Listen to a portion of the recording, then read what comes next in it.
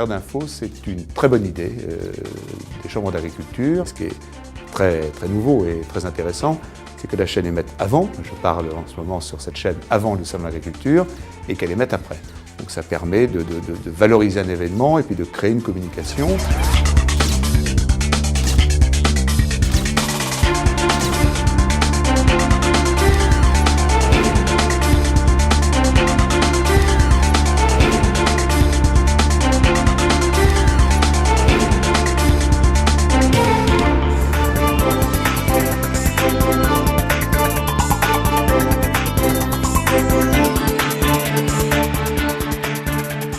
Monsieur le Président, nous sommes fiers de vous accueillir dans le cadre de ce Salon de l'Agriculture. C'est une chance pour nous, mais aussi un honneur que vous soyez là pour nous soutenir.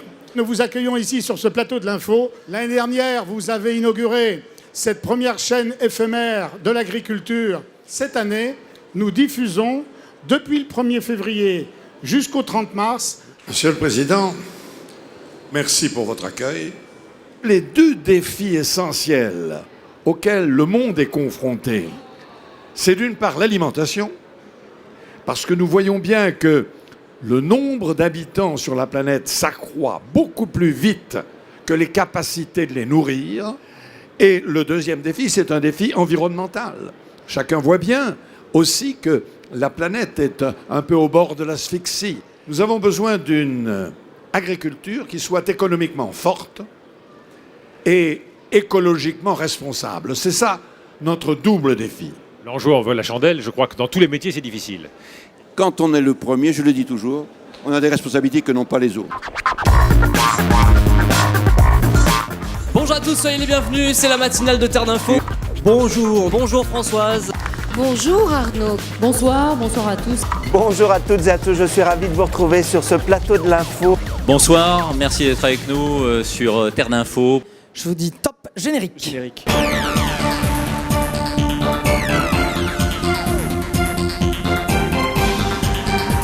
Les Français sont quand même très mal informés, donc il va sans doute falloir lancer une grande campagne de communication pour leur expliquer de quoi il s'agit. Demain, il y aura de moins en moins d'énergie fossile et qu'il est urgent de mettre les unes à côté des autres toutes les solutions qui permettront demain d'avoir une mobilité dans les transports et dans la vie au quotidien. Je pense que l'Europe a extrêmement intérêt à réagir parce qu'elle, sur certains points, et sur les biocarburants, il faut qu'elle fasse très attention, elle pourrait prendre du retard par rapport aux autres continents. On sera condamné à en importer alors que l'Europe est un puits de pétrole vert. En 2007, on va incorporer 3,5% de biocarburants, soit de l'éthanol, soit du biodiesel. Dans l'essence qui dans l'essence et dans le gazole. Et toutes les voitures françaises, vous allez prendre du biocarburant à la pompe. Nous aurons environ en France 15% des surfaces agricoles qui seront consacrées à une transformation énergétique, essentiellement en biocarburant, mais également en biomatériaux, en bioplastique.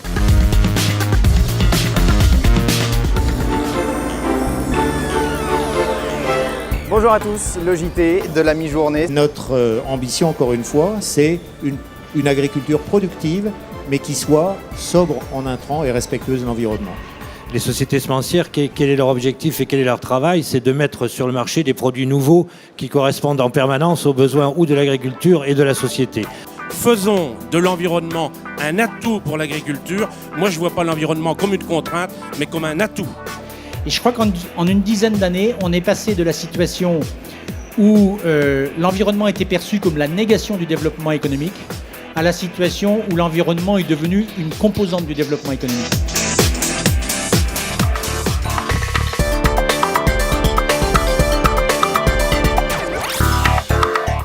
On ne peut faire que, accompagner l'exploitant dans son modèle de développement, lui apporter un certain nombre de compétences, de ressources, de savoir, mais c'est à lui justement de faire la synthèse de toutes ces compétences. Les personnes qui travaillent dans l'agriculture ou qui vivent de l'agriculture du fait de leur travail de transformation, c'est presque 2 millions de personnes, donc c'est très important. Les métiers de l'agriculture sont des métiers à part entière et sont peut-être des métiers encore plus novateurs parce qu'ils travaillent autour du vivant. On ne nous laisserait pas longtemps en fonction, fanfaronner à Paris ou dans le monde, si on n'était pas d'abord un bon paysan de chez soi.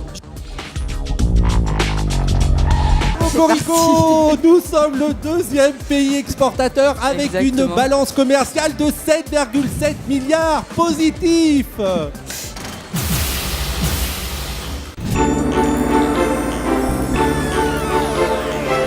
Bonsoir à tous. Nous sommes aujourd'hui 6,5 milliards de consommateurs dans le monde. Nous serons en 2040 10 milliards. Les plus grandes difficultés de notre planète demain, ce sera de nourrir l'ensemble des hommes.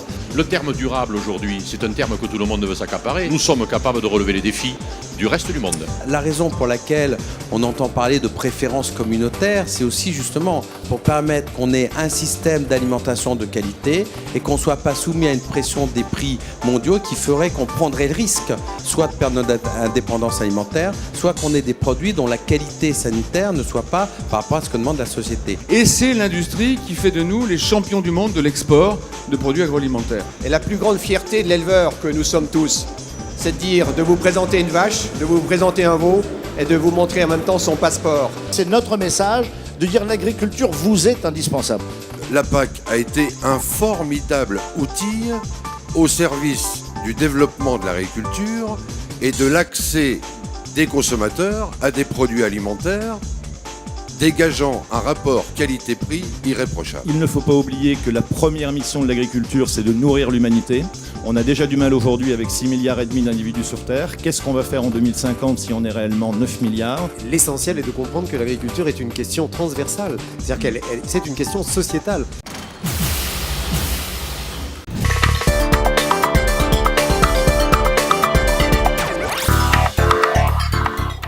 Bonjour à tous, bienvenue sur le plateau de Terre d'Info en direct du Salon de l'Agriculture. Aujourd'hui, c'est la journée de la femme, donc je remplace Eric. Ça va Karine? Ça va Eric. Vous avez là un émincé de poulet, hein, ce fameux poulet fermier du Gers qui se promène dans la campagne, qui est élevé en plein air bien sûr. Donc effectivement, nous conduisons sur la région Bretagne un programme de recherche autour des beurres salés depuis maintenant 4 ans. Donc cette crème, elle est réalisée à partir de châtaignes broyées, macérées dans de l'alcool de châtaigne. Le consommateur, c'est quelqu'un qui est épris de liberté.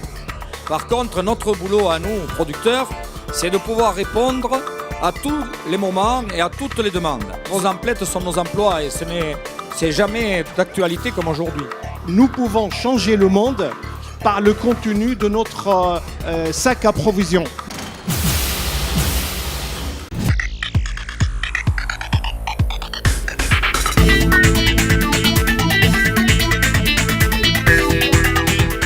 Bonjour à toutes et à tous et bienvenue à la ferme.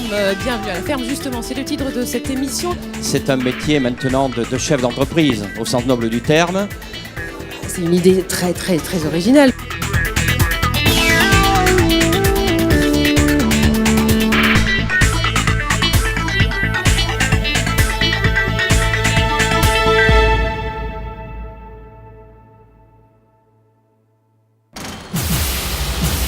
Je suis vraiment ravie d'avoir des exposants heureux et beaucoup de visiteurs. Bye bye. Au revoir. Bye bye. Et puis je vous dis à très bientôt. Merci encore à vous tous et à tous les animaux. À très bientôt. Au revoir.